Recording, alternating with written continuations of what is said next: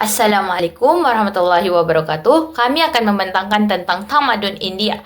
Tamadun India adalah salah satu tamadun tertua di dunia yang berkembang pesat sejak zaman prasejarah, bermula dengan tamadun lembah Indus dan kemudian zaman Vedic. Tamadun ini memberikan sumbangan besar kepada dunia dalam pelbagai bidang seperti agama, kesenian, sains, falsafah, dan sistem pemerintahan. Ia dibahagikan kepada beberapa zaman utama seperti zaman awal, zaman pertengahan, dan zaman moden dengan pengaruh yang kukuh di rantau Asia Tenggara. Pengaruh tamadun India bukan sahaja membentuk sejarah dan budaya India sendiri, malah turut memberikan sumbangan besar kepada tamadun India, khususnya di rantau Asia Tenggara. Nilai etika utama dalam tamadun India merupakan merangkumi dharma, tanggungjawab moral, karma, tindakan dan akibatnya, ahimsa, tidak melakukan kekejaman atau tidak menyakiti makhluk hidup, nilai belas kasihan, dan satya, kebenaran dan kejujuran. Nilai-nilai ini bertujuan untuk membentuk individu dan masyarakat yang harmoni, menggalakkan tindakan yang baik dan bertanggung jawab, serta memupuk toleransi dan saling menghormati antara pelbagai agama dan kepercayaan. Dharma merujuk kepada tanggungjawab, moral dan tugas yang perlu dipatuhi oleh setiap individu dalam masyarakat yang menggalakkan tingkah laku yang baik. Manakala karma, konsep bahawa setiap tindakan yang dilakukan seorang akan membawa kepada akibat yang setimbal, sama ada baik atau buruk, dalam kehidupan semasa atau seterusnya. Ahimsa, prinsip tidak melakukan kekejaman termasuk kepada haiwan dan semua makhluk hidup yang menekankan kasih sayang dan tanpa keganasan. Manakala satya merujuk kepada kebenaran, integriti dan kejujuran dalam setiap aspek kehidupan. Kod etika, patuh kepada kastam dan tradisi, amalan ritual agama seperti upacara korban dan sembahyang, undang-undang manusmriti, mengawal moral perkahwinan dan kehidupan sosial, nilai murni, hormat kepada guru dan ibu bapa, hidup sederhana dan mengamalkan yoga untuk kesihatan badan dan minda, menjaga keseimbangan alam sekitar, patuh kepada kastam dan tradisi, amalan ritual agama seperti upacara, korban dan sembahyang. Selamat pagi semua. Nama saya Angeline Ho Pei Vun. Hari ini saya akan membentangkan tentang sumbangan peradaban tamadun India, yaitu salah satu tamadun tertua di dunia yang telah memberi banyak pengaruh besar dalam aspek kehidupan manusia hingga ke hari ini. Pertama sekali, dari segi seni bina, masyarakat India purba sangat mahir dalam bidang seni bina dan kejuruteraan. Contoh yang terkenal ialah Great Bath di Mohenjo-daro yang menunjukkan mereka telah mempunyai sistem saliran dan kebersihan yang teratur. Selain itu, binaan seperti Gua Ajanta dan Gua Ellora juga menggambarkan keindahan serta ketelitian seni ukiran yang berasaskan ajaran Hindu dan Buddha. Binaan seperti Angkor Wat dan Candi Borobudur turut menunjukkan pengaruh seni bina India yang meluaskan ke rantau Asia Tenggara. Yang kedua, dari segi sains dan teknologi, ahli matematik India telah memperkenalkan sistem nombor dan konsep sifar yang digunakan di seluruh dunia hari ini. Mereka juga mempunyai pengetahuan dalam bidang geometri dan astronomi, seperti yang direkodkan dalam kitab Rig Veda.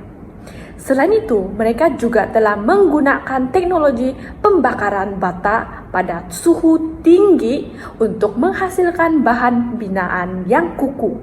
Seterusnya ialah agama. Tamadun India merupakan tempat lahirnya dua agama utama di dunia, yaitu Hindu dan Buddha. Agama Hindu menekankan konsep karma dan dharma, manakala agama Buddha pula menekankan keseimbangan dan kedamaian batin. Kedua-dua agama ini membawa nilai-nilai murni seperti kasih sayang, kesederhanaan, dan tolong-menolong yang masih diamalkan hingga kini. Selain itu, tamadun ini juga menyumbangkan melalui amalan yoga. Yoga diperkenalkan sebagai satu cara untuk menjaga kesehatan jasmani dan rohani. Kini, Yoga diamalkan secara meluas di seluruh dunia sebagai kaedah untuk menenangkan minda dan meningkatkan keseimbangan hidup. Dalam aspek bahasa dan kesusastraan, tamadun India telah melahirkan bahasa penting seperti Sanskrit dan Tamil.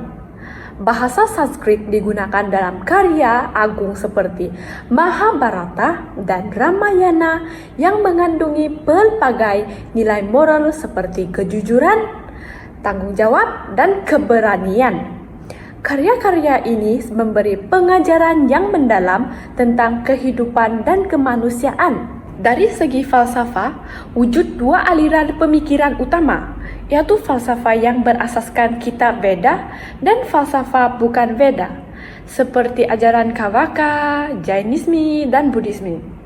Falsafah ini menekankan keharmonian antara manusia dan alam, serta kepentingan keseimbangan dalam kehidupan seharian.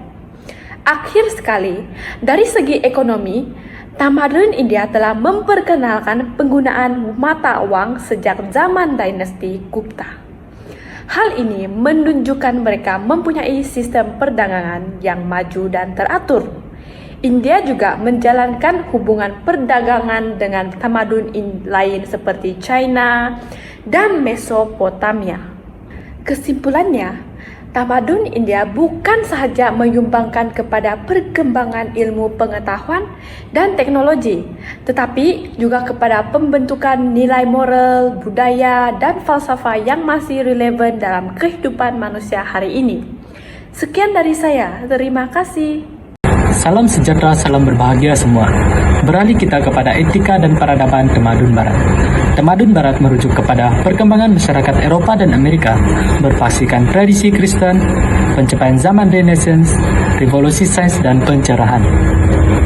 Dalam konteks sejarah, etika bermaksud prinsip atau nilai moral yang membimbing tingkah laku manusia dan masyarakat pada zaman tertentu. Kembali kita kepada tamadun Barat. Tamadun ini mengamalkan 5 nilai etika utama dalam kehidupan mereka. Antaranya adalah falsafah Yunani, yakni merujuk kepada kebenaran melalui akal, kebajikan virtue, dan kehidupan beretika. Selanjutnya adalah etika Kristen, yang merujuk kepada ajaran moral Injil, kasih sayang, dan hukum Tuhan. Humanisme Renaissance juga merupakan nilai etika penting dalam tamadun ini. Etika ini merujuk kepada kemanusiaan, kebebasan, dan potensi individu. Seterusnya, utilitarianisme yang merujuk kepada tindakan berdasarkan manfaat besar kepada banyak orang. Akhir sekali adalah etika Kantian. Nilai etika ini menekankan kewajiban moral dan prinsip serta bertindak dengan prinsip yang boleh diterima. Oke, nama saya Dik Stefani dan saya akan membentangkan tentang peradaban Barat. Oke, seperti kita tahu, peradaban Barat ini merangkumi pelbagai sumbangan yang membentuk asas dunia modern kita. Mari kita rekai setiap bidang-bidang tersebut secara terperinci. Oke, yang pertama ialah politik dan perundangan. Dalam bidang politik dan perundangan ini, peradaban Barat memperkenalkan konsep-konsep asas pemerintahan dan juga keadilan. Salah satunya ialah demokrasi Yunani. Demokrasi Yunani ini adalah konsep pemerintahan di mana kuasa terletak di tangan rakyat, yaitu idea yang berasal daripada negara kota Yunani purba. Oke, kita akan pergi kepada Undang-Undang Rom. Sistem perundangan yang dibangunkan oleh Rom adalah komprehensif dan juga rasional. Sistem ini menjadi model utama kepada banyak sistem perundangan di seluruh dunia modern.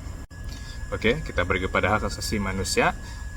Idea ini ialah idea bahwa setiap individu dilahirkan dengan hak-hak tertentu yang tidak boleh dicabuli. Idea ini menjadi tunjang falsafah yang penting dan telah berkembang dalam peradaban ini. Kita pergi kepada sains dan teknologi. Sumbangan Barat dalam sains dan teknologi telah mengubah cara kita memahami dan berinteraksi dengan alam. Salah satunya ialah revolusi sains.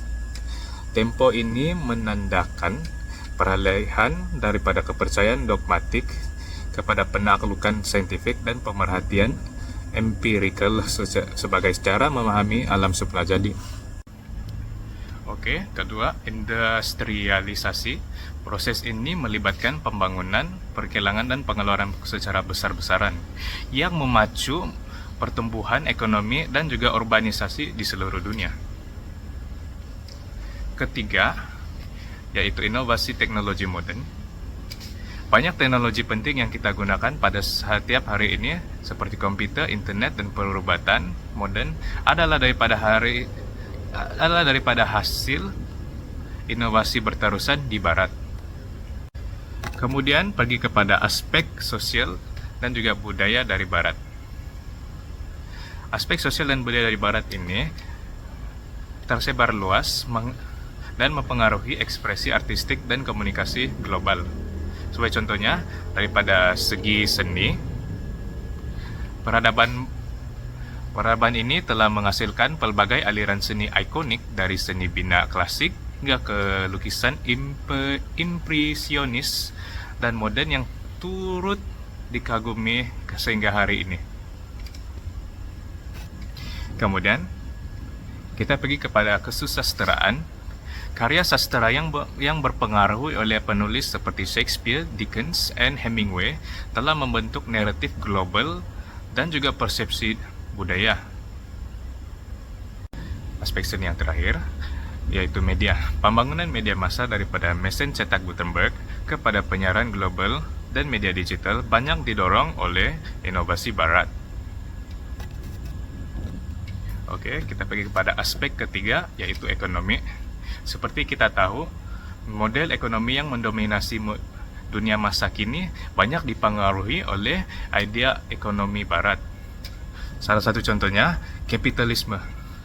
Suatu sistem ekonomi yang berasaskan pemilikan persendirian ke atas alat pengeluaran yang bermatlamat untuk memberi keuntungan. Oke, kita pergi kepada perdagangan global. Perdagangan global nih, macam pembangunan rangkaian perdagangan antara bangsa yang luas dan sistem keuangan modern yang memudahkan pertukaran barangan dan perkhidmatan merentasi sempadan. Akhir sekali, konsep pasaran bebas, yaitu dia seperti prinsip ekonomi yang menekankan campur tangan kerajaan yang minimum dalam pasaran, membenarkan penawaran dan permintaan menentukan menentukan harga. Oke, akhir sekali, peradaban Barat menyumbangkan kepada sistem pendidikan dan cara kita berpikir secara kritis. Sebagai contohnya, university, institusi pengajian tinggi formal seperti university mulai dibangunkan di Eropa pada zaman pertengahan. Ini menjadi pusat pembelajaran dan penyelidikan. Oke, selain itu yaitu kaidah saintifik, pendekatan sistemik untuk penyelidikan melibatkan pemerhatian, pembentukan hipotesis dan eksperimen, dan analisa data adalah tunjang pada penemuan ilmu yang berasal daripada peradaban Barat. Oke, akhir sekali, kebebasan berpikir, contohnya promosi kebebasan intelektual, kebolehan untuk mempersoalkan ide sedia ada, dan juga mengejar ilmu pengetahuan tanpa sekatan dogmatik adalah nilai utama falsafah Barat. Secara keseluruhannya, peradaban Barat ini menyediakan rangka kerja yang penting dan terus membentuk dunia kontemporari kita dalam berbagai bidang. Oke, kita akan masuk kepada bagian tamadun Barat. Bagian tamadun Barat ini mempunyai tiga bahagian. Yang pertama ialah nilai-nilai murni, dan nilai murni juga mempunyai tiga bagian. Yang pertama, kebebasan. Salah satunya hak kebebasan untuk bersuara dan juga memilih pemerintah. Oke, kita akan pergi pada ilmu pengetahuan. Ilmu pengetahuan Barat ini dia menekankan penggunaan akal, logik, dan juga sains. Pergi kepada hak asasi manusia. Hak asasi manusia ini dia menghormati dan memartabatkan manusia tanpa mengira latar belakang mereka. Bermaksud semua orang mempunyai nilai mereka sendiri. Tidak ada sesiapa yang lebih tinggi daripada yang lain. Seterusnya yang kedua adalah kode etika. Kode etika yang pertama adalah pengaruh Kristen. Sebagai contoh, Bible menjadi asas moral masyarakat Barat. Seterusnya, kode etika zaman pertengahan. Contohnya, etika gereja Katolik menjadi zaman panduan hidup. Dan yang terakhir, kode etika zaman pencerahan. Sebagai contoh, falsafah etika mulai dipisahkan daripada agama. Yang ketiga adalah sumbangan. Sumbangan melalui agama. Sebagai contoh, membawa nilai kasih sayang dan pengampunan. Sumbangan melalui ilmu pengetahuan. Sebagai contoh, membentuk asas sains modern. Dan akhir sekali, sumbangan melalui politik dan pentadbiran. Sebagai contoh, memperkenalkan sistem pilihan raya. Selamat sejahtera dan salam hormat. Saya, Eva Anastasia Ho, pemegang nombor matriks MS250936452. Hari ini, saya akan membentangkan tentang analisis perbandingan antara tamadun India dan juga tamadun Barat. Kita mula dengan tamadun India terlebih dahulu. Tamadun India menekankan aspek kerohanian dan keagamaan. Masyarakatnya hidup berasaskan sistem kasta yang ketat, di mana kedudukan sosial seseorang sudah ditentukan sejak lahir. Dari segi pemerintahan pula, tamadun India bersifat teokratik, iaitu pemerintahan berasaskan agama. Agama utama yang berkembang ialah Hindu, Buddha, dan Jainisme. Kehidupan masyarakat banyak dipengaruhi oleh simbolik dan unsur spiritual, serta kepercayaan kepada agama dan karma. Manakala tamadun Barat pula lebih menekankan logik dan sains dalam kehidupan seharian. Masyarakat Barat mempunyai kelas sosial yang lebih fleksibel berbanding sistem kasta yang ketat di India. Sistem pemerintahannya berbentuk demokrasi dan republik yang menekankan kebebasan rakyat. Dari segi agama, tamadun ini dipengaruhi oleh agama Greek Rome, Kristian, dan Yahudi. Kehidupan mereka lebih realistik dan bersifat keduniaan dengan penekanan kepada undang-undang dan logik dalam etika serta nilai hidup. Kesimpulannya, tamadun India lebih menumpukan kepada aspek spiritual dan agama, manakala tamadun Barat lebih kepada pemikiran rasional dan sains. Walaupun berbeza, kedua-dua tamadun ini saling melengkapi dan memberi sumbangan besar kepada perkembangan tamadun dunia. Sekian, terima kasih. Assalamualaikum dan salam sejahtera. Nama saya Eliana binti Lexius bernombor metrik MS250936548. Baiklah, seterusnya mari kita lihat persamaan antara tamadun Barat dan tamadun India. Pertama, agama menjadi panduan hidup dan moral bagi kedua-dua tamadun. Ia tidak asing lagi. Ia memainkan peranan penting dalam membentuk cara hidup dan nilai kemasyarakatan bagi mereka. Kedua, kedua-dua tamadun turut memperluas ilmu dan falsafah secara global. Mereka banyak menyumbang kepada perkembangan ilmu pengetahuan dan pemikiran manusia hingga hari ini. Selain itu, kedua-duanya juga menghasilkan seni dan kebudayaan yang tinggi nilai estetikanya, seperti binaan, seni ukur, karya sastra, dan bermacam-macam lagi yang masih dikagumi hingga kini. Akhir sekali, tamadun India dan Barat mempunyai sistem sosial dan pemerintahan yang berpusat, menunjukkan bahawa kedua-dua tamadun ini mempunyai struktur dan organisasi yang tersusun dan teratur. Dan kesimpulannya, walaupun berbeza dari segi budaya, agama, dan kepercayaan, kedua-dua tamadun ini mempunyai banyak persamaan yang menunjukkan kemajuan dan kehebatan pemikiran manusia pada zaman tersebut. Sekian, terima kasih.